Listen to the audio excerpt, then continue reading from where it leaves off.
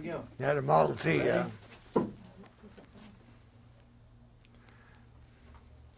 Your folks have a Model T? Good morning. It's October 6th, 2003, and we're here at the Riley County Courthouse. I'm Jim Sharp, and I'm interviewing Harry Converse, a veteran of World War II who was born June 29, 1920. Also here on camera is Diane Gade and Alton Lee. Well, Harry, welcome to the interview, and let's start off by asking you where you were born and raised.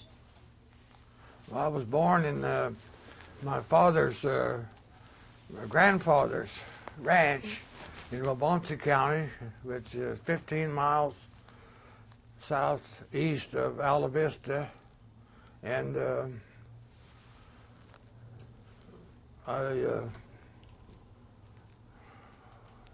from the at that ranch, my father was there about 3 years, and I had a brother born after me there, and in 1923 we went to Idaho for a year and came back from Idaho, and my father bought a section of land south of Eskridge, and so I went to school at District 44 for 8 years, grade school, which was 1 mile from the farmhouse, and graduated from the grade school, country grade school, one-room school, and went to high school at Eskridge, Kansas, Eskridge Rural High School, and graduated in 1938. Huh. Now, being down in there in the Flint Hills, you must have been a cow-calf operation. My father had livestock, including hogs, calf and cow operation, and even sheep. In the late 30s, but before the time of automobiles, well, my grandfather used, it was all cattle, cows, and some of the cattle came in from Texas.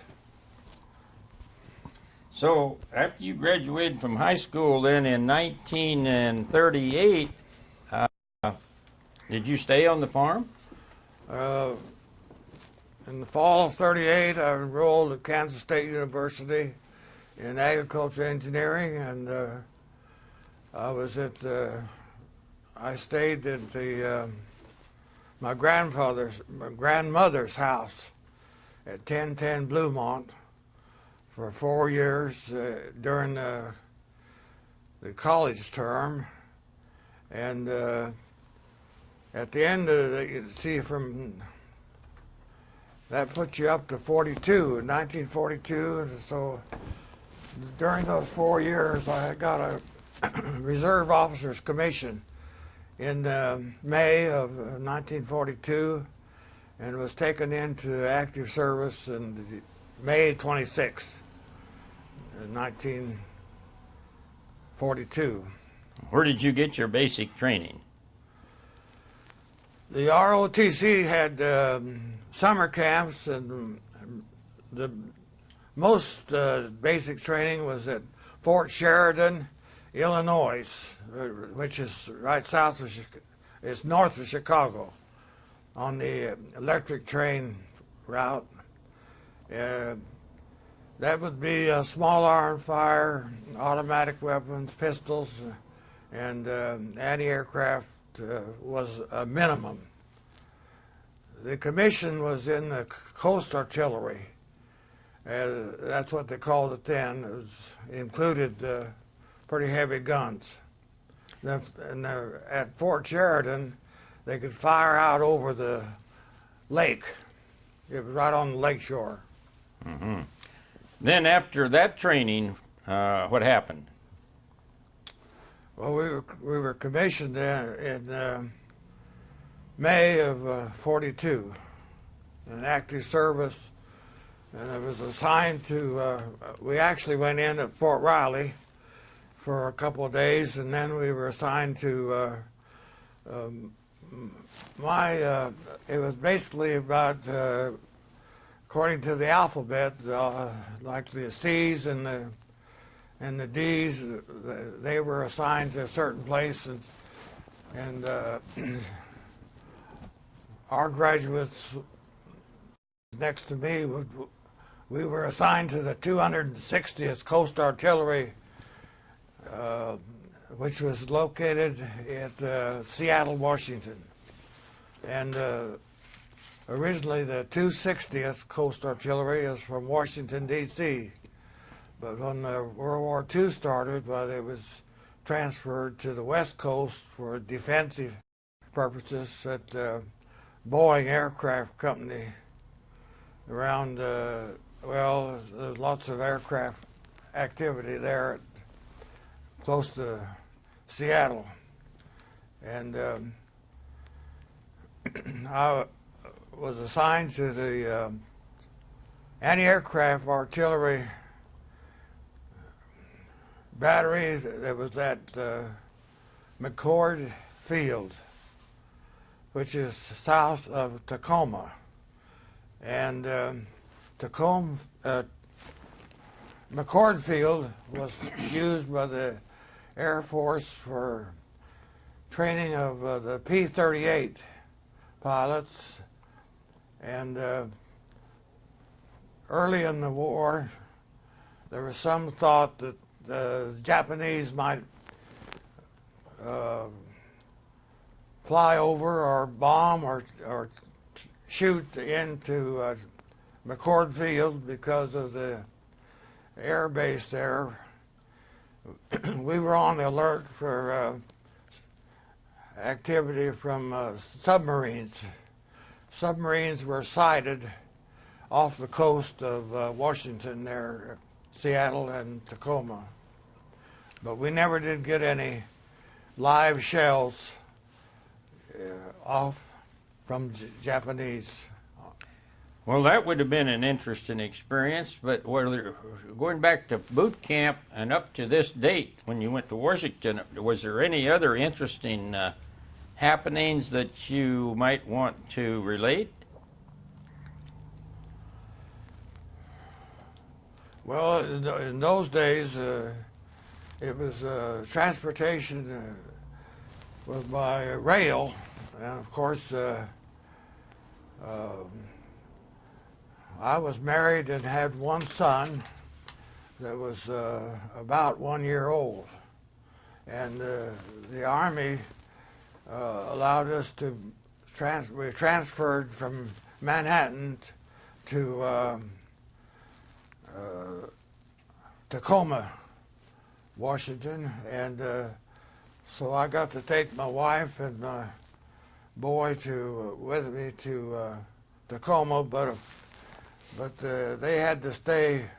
There was no facilities on base, and so I was working at McCord Field for 6 days a week and get a day off to go to Tacoma. Now, as a lieutenant at that time, what was your primary responsibility? Worked there 6 days a week. What was your responsibility? Well, we had the armament there in our battery was the 40 millimeter guns, and the 40 millimeter guns were all they were on four-wheel trailers. They were built as a unit, and they were set up at strategic places around the McCord Field, and they would be set up so that you could fire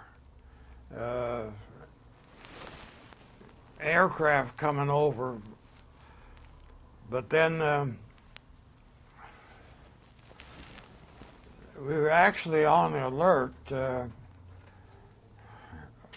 had somebody watching for aircraft 24 hours a day, or we didn't have any radar, but the communications were pretty tight. Well, your responsibility, though, was part of security. Is that what you're telling me? People out in the outpost around there? Security for enemy aircraft or even ground personnel. Mm-hmm. But at first, all of my guns were the 40 millimeter anti-aircraft guns that were in these positions, and you had a gun crew. It would be eight men that would be off someplace we had facilities like tents where they stay at night, but we had a gun crew there 24 hours a day. Mm-hmm. Okay, then after your stint there in Washington, where did you go? I was assigned to given advanced anti-aircraft artillery school, and so in January I went to Camp Davis, North Carolina, and we had anti-aircraft target practice and instructions for anti-aircraft artillery on the beach in Camp Davis, and that would have been about 2 months course, after which I went back to Tacoma and to McCord Field, and by that time they began to build towers for the anti-aircraft guns, and so they built wooden tires. The tower was about 20 feet square and 20 feet high and made out of wood. And then after they got the tower built, well, they put the 40 millimeter gun up on top of and the purpose of that was to get the guns up 20 feet above the ground level so you could see out over the bay and over the trees. And so after you got through with that activity, where did you go? I was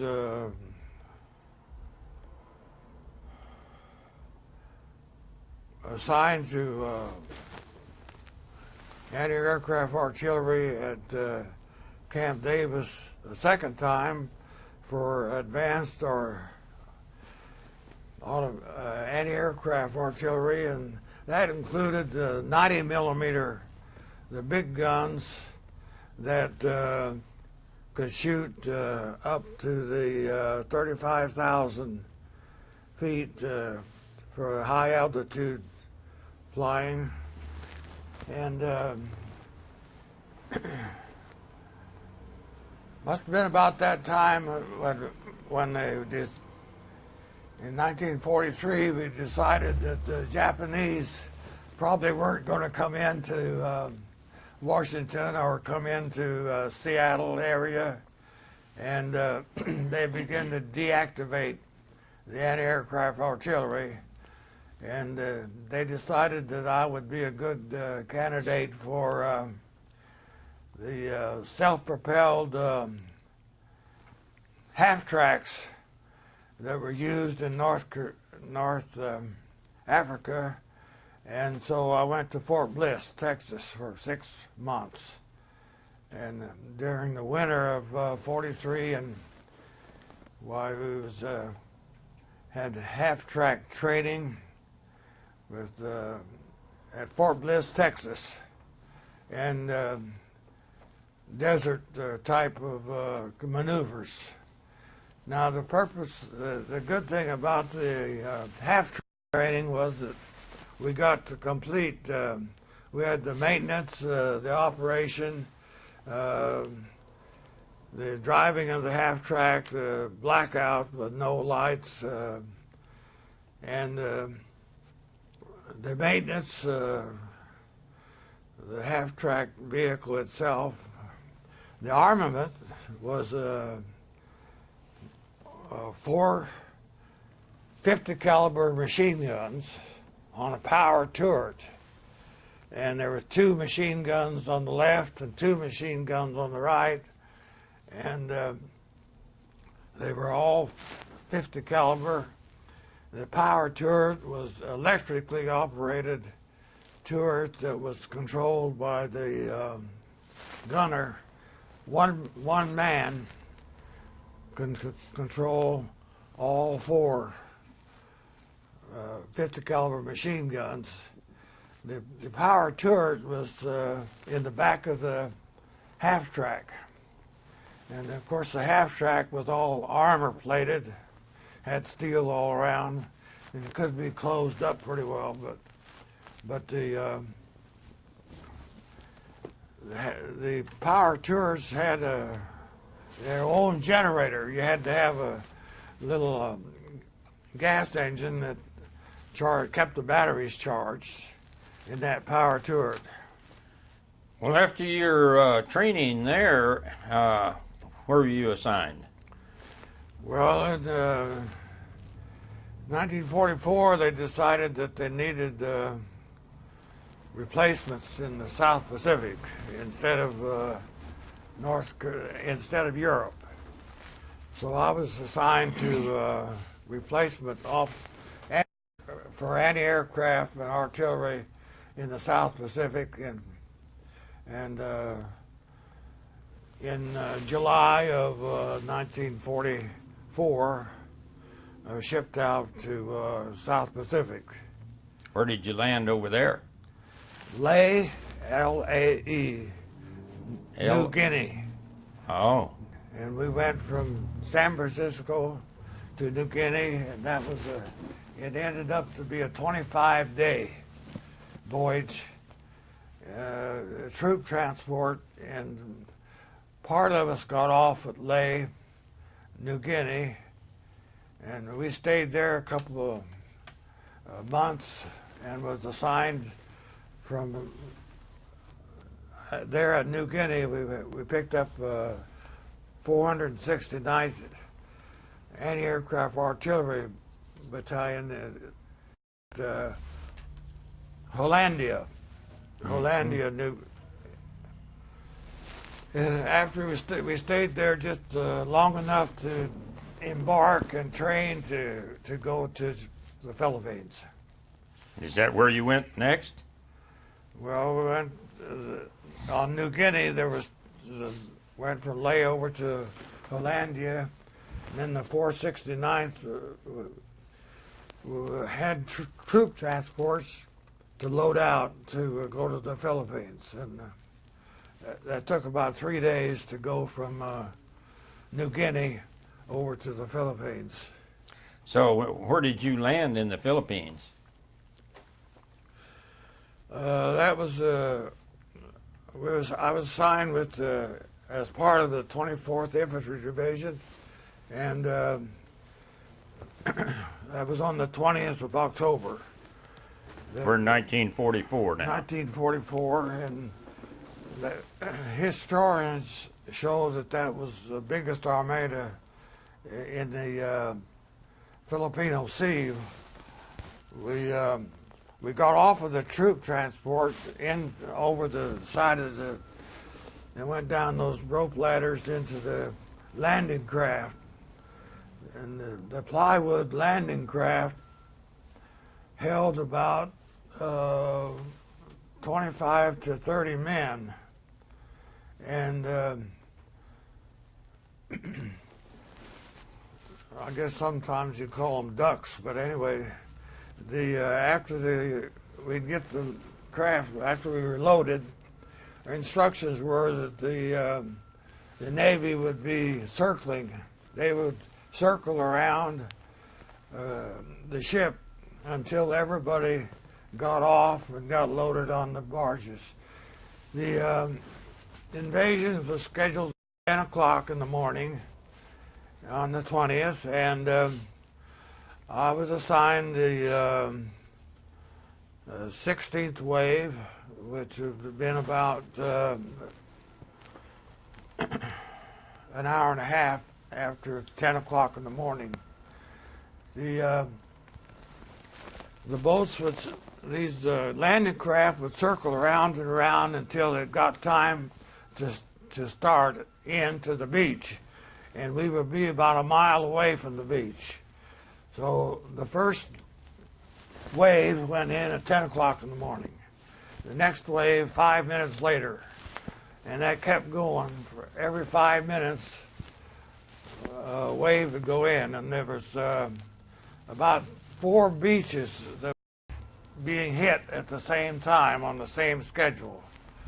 And I was with the South Beach, white beach. The red beach was on our left, which had been south of us. But there were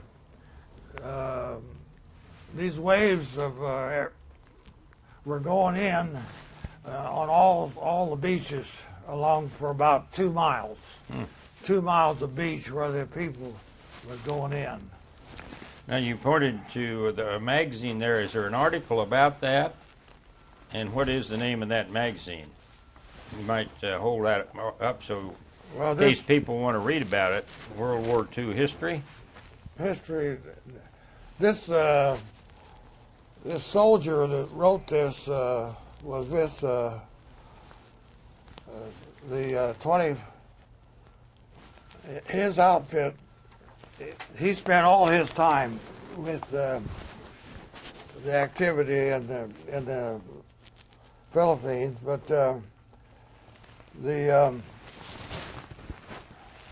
you might. I don't know whether you can you get the camera on it? If you hold that reel still, that's on Leyte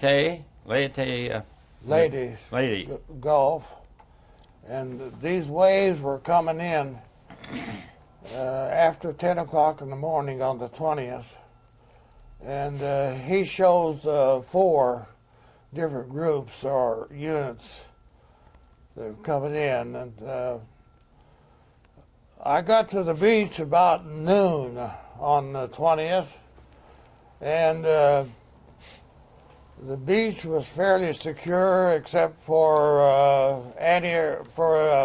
machine gun fire from pillboxes. The pillboxes were about 50 yards off the beach into the the coconut trees, and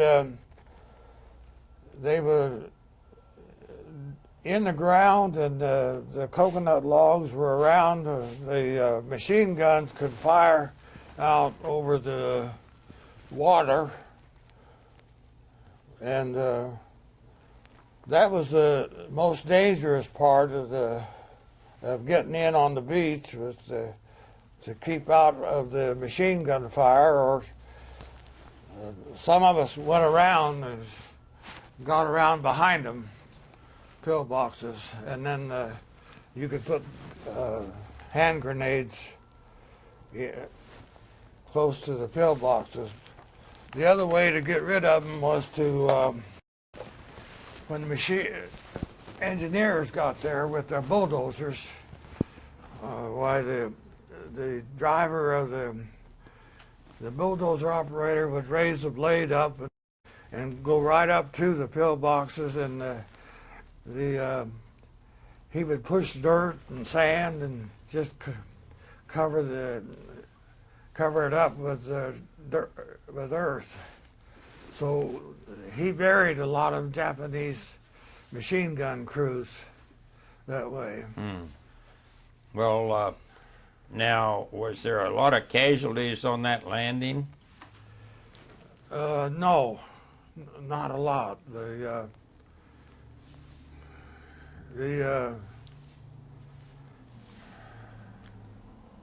Well, where did you go next following that landing?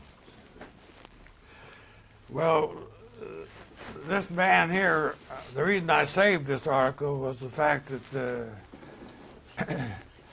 he was telling about the same thing about going in on the landing craft, and as we got within sight of the beach, and about 100 yards off the beach, why you could see these splashes in the water, and the Japanese was dropping mortar shells where the boats were coming through, and of course we could see the mortar shells when they came in. As long as they were between us and the beach, why about that time we got our heads down as low as we could get in the boat. But the bad thing was that the boat that was about 40 yards away from us when we were lined up, the boat on my left, apparently the mortar shell must have hit right in the middle of it, because all I saw was the boat disappear. The boat almost disintegrated right there. Now, was this at Leyte or Luzon? This was ladies. Lady. Did you then go to Luzon next? Well, we went after the let's see, the towns there on Lady on that beach was that was a critical time in the war. The next week, the Japanese had decided that they were going to push us off of the island, and they also had their naval campaigns in the Pacific. And they were going to destroy our navy, our support. So after we were on the beach 3 days, while the Japanese began their naval attack, and the history of that is that the Americans' Navy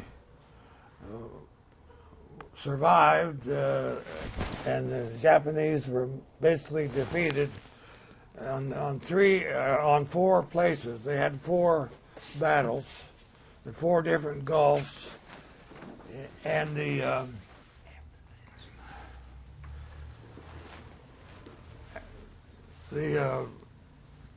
our U.S. Navy lost, they say, three small aircraft carriers. But our job on the beach was to support and defend the engineers while they were building a landing strip there on the beach at Lady. And the landing strip was along the Highway 1 in the map, and it was parallel to the beach, and the engineers were busy turning a rice paddy into a landing strip and building it up, and then getting the steel mats down so to make an airstrip out of it. But after 3 days of this, there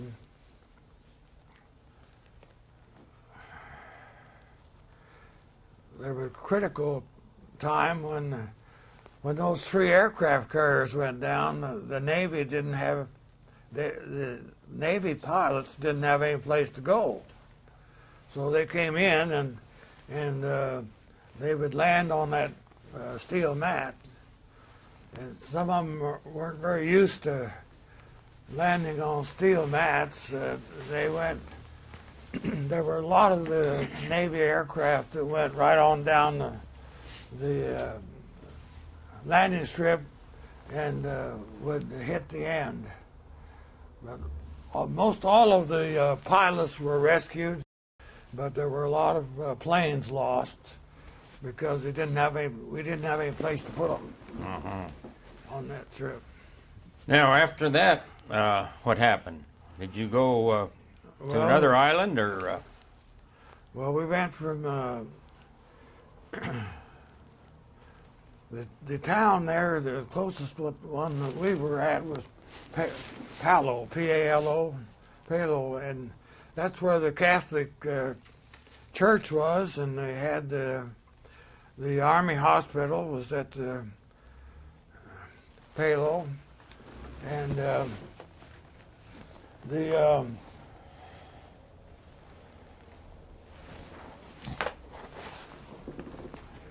our assignment there, this was all basically on the east side of Leyte, and the infantry, they were working up on they were going west into the Leyte, and our mission then, after the naval battle was over, in two weeks we were assigned to go across over to the west side of Leyte. So we went down all the way along the Highway 1, crossed over the mountains, the hills, and went over to Bebe. And on the last part of November, and before Thanksgiving, where we were at Bebe. The purpose being at Bebe was to defend against the Japanese coming in from the west, from the other islands. And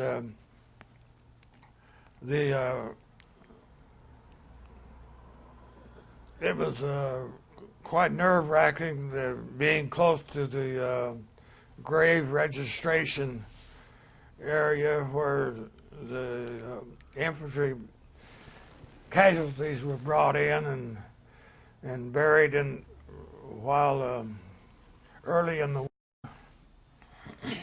But we were fortunate that no Japanese airplanes ever got in. We got all of them that came through with the automatic weapons, the 50 caliber machine guns. And there was no landings of Japanese on the west side. So by the end of November and in December, then when that mission was over, we went back across over the mountains and went back over to the Palo, where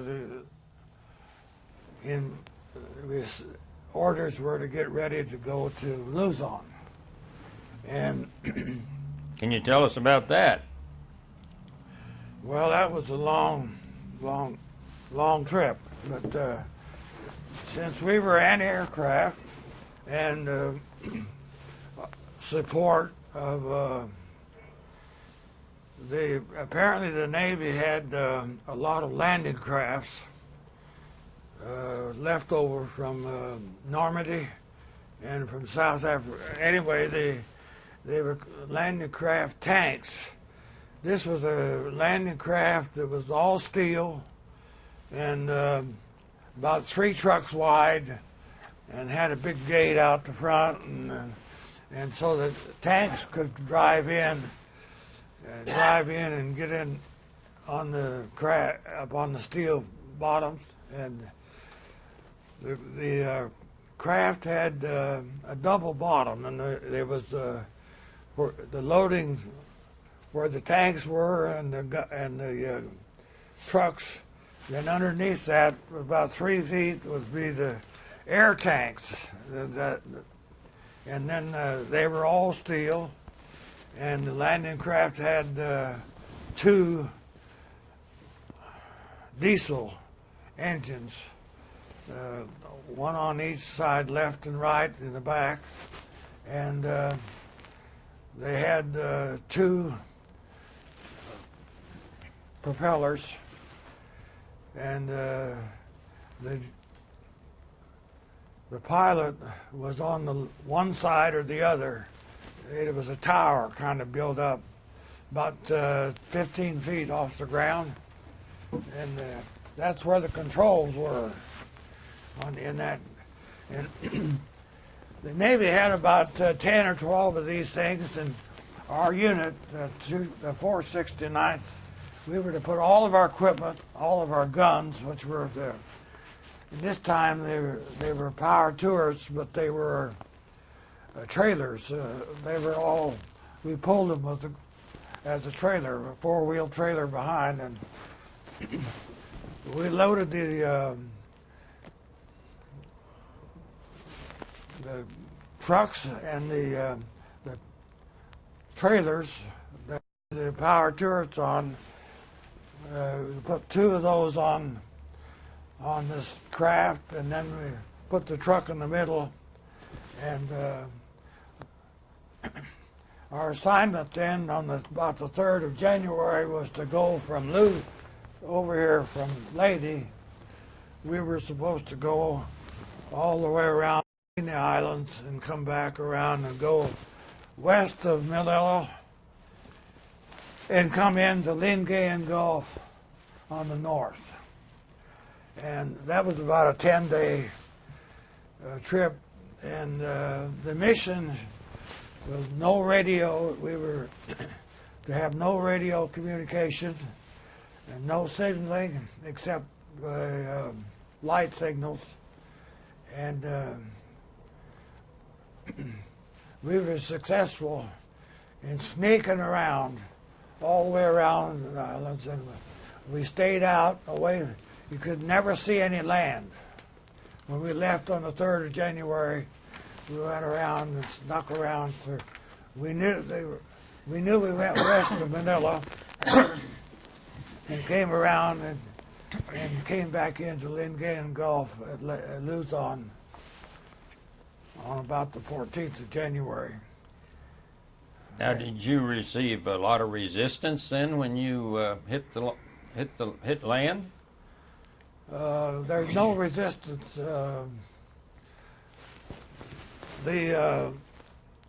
This time the beach was, they had already landed.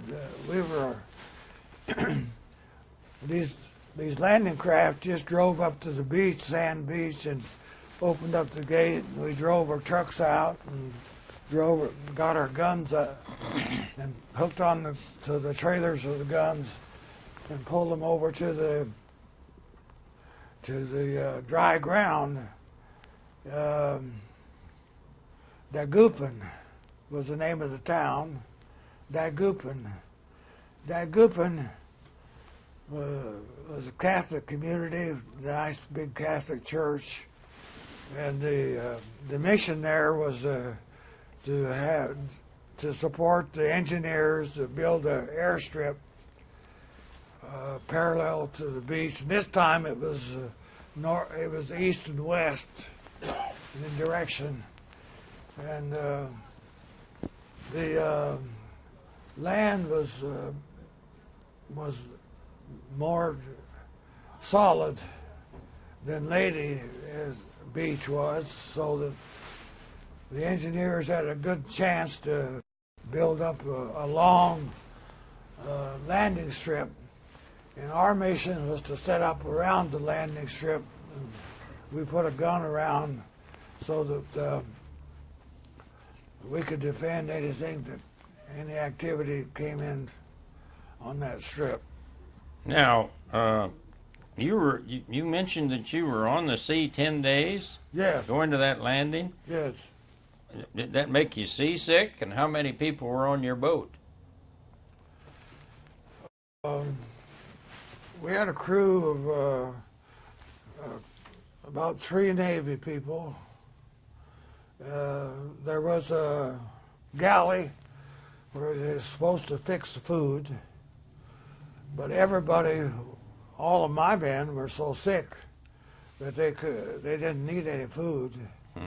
but the landing craft had a gallery, and apparently I had been used to the motion sickness had enough experience that after the first day, I was about the only one that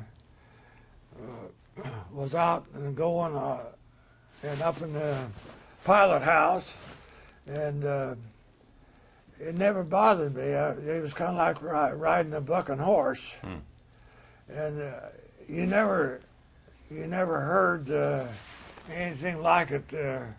These big flat-bottom things, when the ocean, the waves, they raise them up. You know, just to rolling the water, they would raise it up, and then when the wave went out from under it, here you got this big boat up this way and nothing under it. So it would start falling, and by the time it got to the water, why it was a terrible splash. It hit the water and make a lot of noise. Well, did all of those boats make it to the landing? Yeah. How many? You never did tell me how many men were on your boat. Well, I just had about 15. Oh yeah. 15. They were about all of them seasick except you, huh? Yeah. Even the Navy, the gallery persons, there wasn't very much eating going on that trip.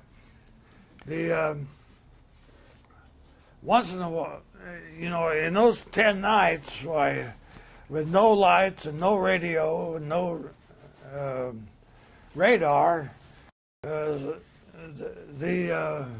landing craft got scattered out.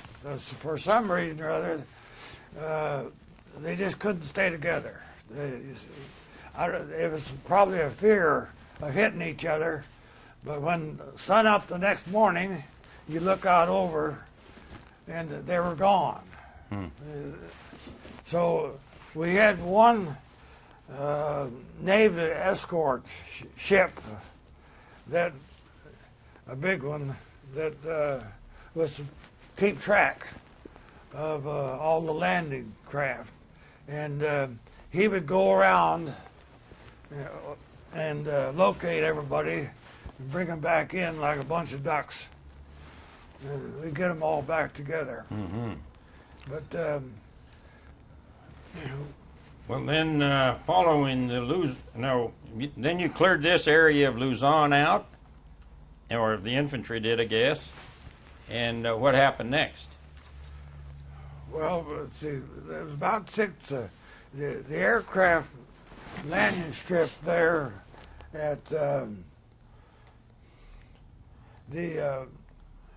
that was used by all of the services, Air Force, Navy. We were there about 6 months at that, in which aircraft that was or had trouble on their mission would come in and land at Nagupan. Damaged planes, planes that were having trouble would land there, and so we accumulated a lot of everything, every kind of fighter plane and bombers, B-24s and the B-25s and B-26s. Then we supported the infantry on some of the missions in the mountains on the east side of Lingayen Gulf, because the Japanese soldiers had all gone to the mountains, to the hills, and they had pillboxes and they had a lot of forces and artillery in the mountains on the east side. Well, is this, were you in the area where we saw this picture of MacArthur wading ashore? Was that in any of the areas you were in? He came in at the White Beach where I was. The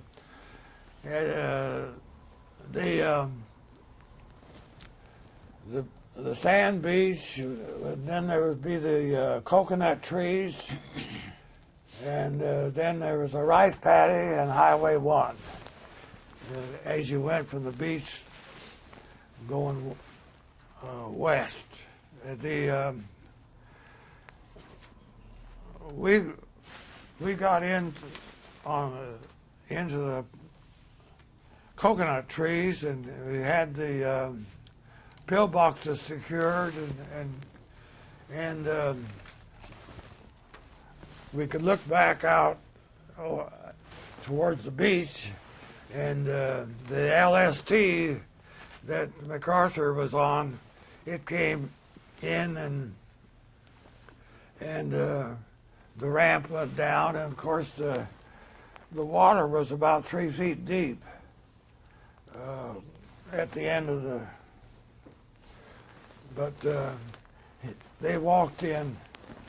I got to see them walk in.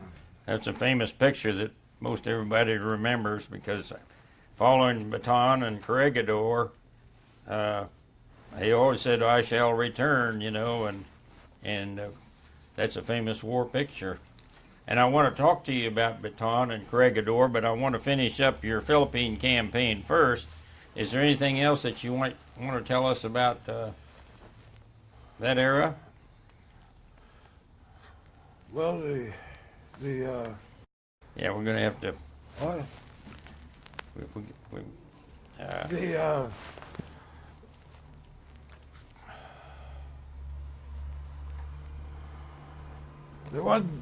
It wasn't very much. There weren't any casualties in our unit while we were there on the landing strip for that 6 months, except for one. I lost one man, and it was an accident. We were talking about the aircraft coming in. There were some B-25s that came in, and they would come in and land on the strip. They'd be located around at different places at the landing strip. But the aircraft crew, maintenance crew for the Air Force, they went out to service the guns on the B-25, which has a special nose in it, and had 4 machine guns, 50 caliber machine guns in the nose. And when the crew went out there, they would clean the guns and they would reload them. But in this case, the crew made a mistake and didn't get the timing set right on the firing pin on one of the machine guns. And they got everything back together and reloaded everything. And when they reloaded the last machine gun, why, it fired, and it was locked in the firing position, and so the machine gun, it fired all of the shells that was in the magazine, and since the aircraft was sitting stationary, machine gun got hot. And by the time it got to the end of the shells, the barrel was so hot that the shells were coming out and going different directions. But I had the misfortune of having a machine gun crew that was not too far off of the gun line. And when the machine gun got so hot that the shells began spraying off, I lost a gunner, one of my men, from a shell that went astray. We've got a limited amount of time here, and we've got a lot to cover. So, could we get into Bataan, and Corregidor? Did you visit those islands or those spots? What can you tell us about Bataan, Corregidor? I really can't. I can't tell you about them. Really, Okay, well, I went to Manila. After 6 months, we went down to Manila to see the prison, where the prisoners were held during the war. The Japanese, the infantry rescued these places and at Manila.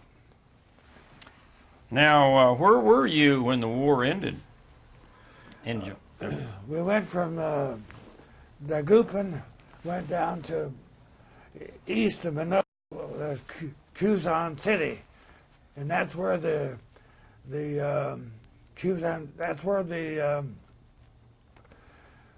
army was setting up for the invasion of Japan.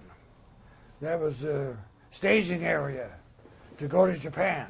Mm-hmm. So we were there until August, till the atomic bomb was dropped, and we were there getting ready to go to Japan.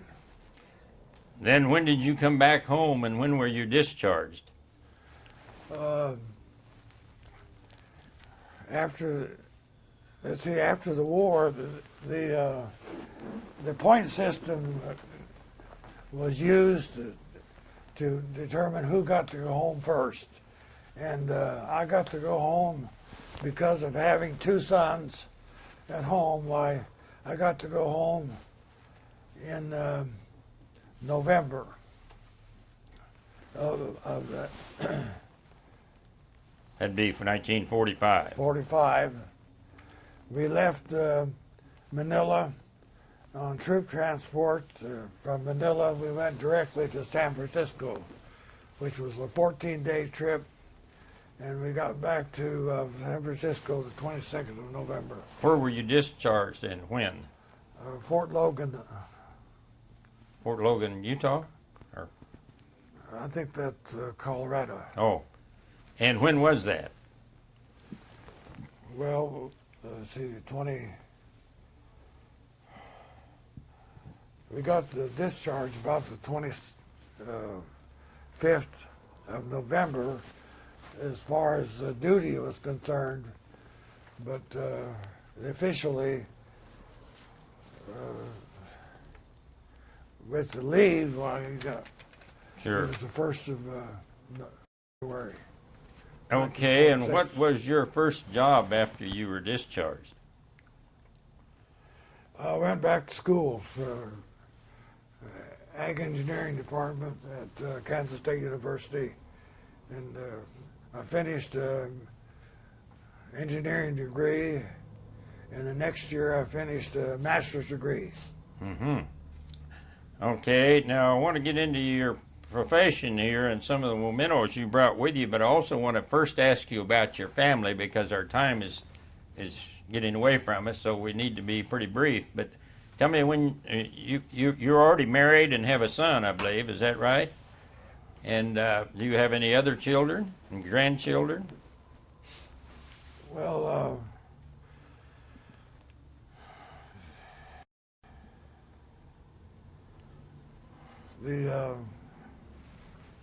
had 3 after Leo and Larry was born while I was gone in the Philippines, but there was 2 sons, and then I had after I got out of school with a master's degree, I went into the J.I. Case machinery dealership business and farm machinery, and and lived at Eskridge, Kansas, and had two more sons, Curtis and Mark. So I have 4 sons. And grandchildren. 10 grandchildren. How long have you been married? 63 years. Is that right? Now, tell us a little about your career and some of the mementos you have here. Well, I mean, you went into the. We've got 4 minutes, so well, we'll have to make it pretty brief. the big thing was that during the 30s was the big transition in farm machinery, because you started out with animal power only in the 30s, and you went to the iron horse, the tractor power, and so in 1930 I began to operate farm machinery, and I was a tractor operator for 11 years before I went to the military service. Came out of the military service and helped and worked with my father for J.I. Case Company, and he got this plaque for 25 years service to the farmers. And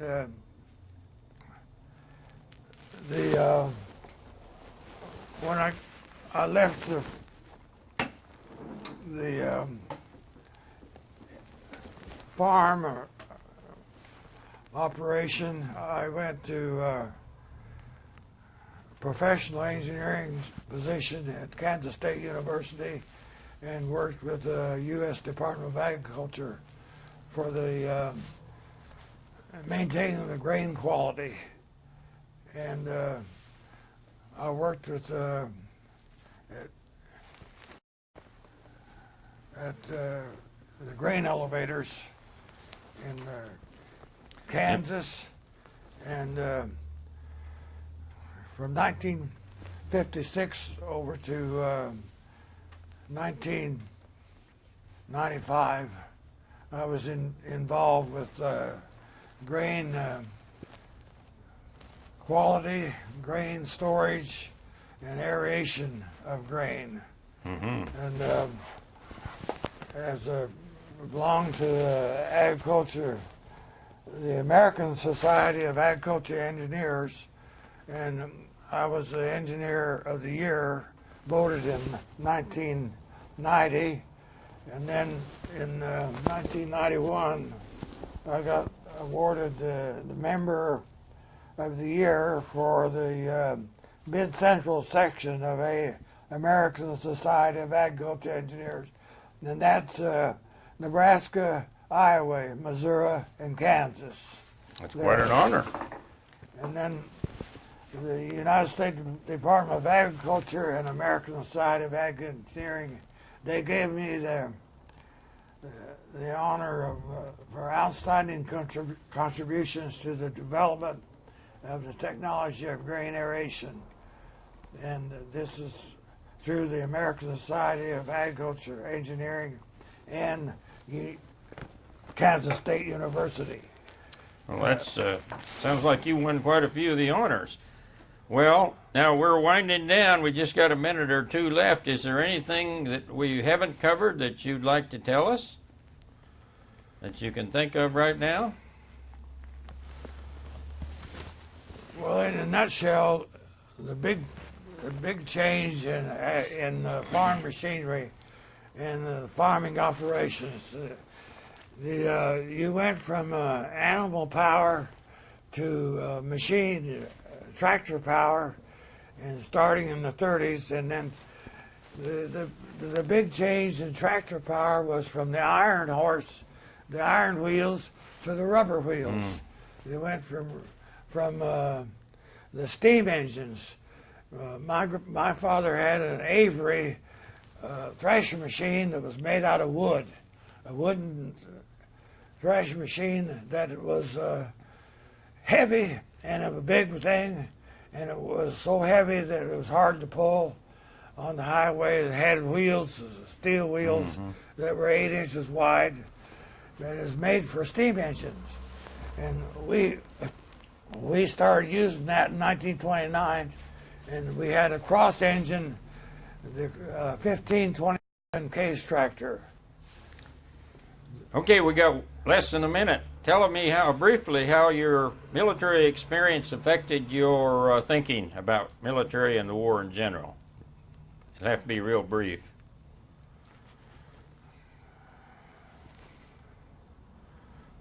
Well,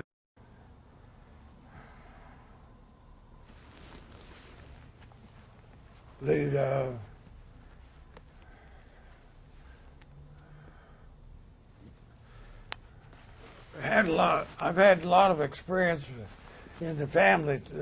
My brother was a youngest brother. Let's see,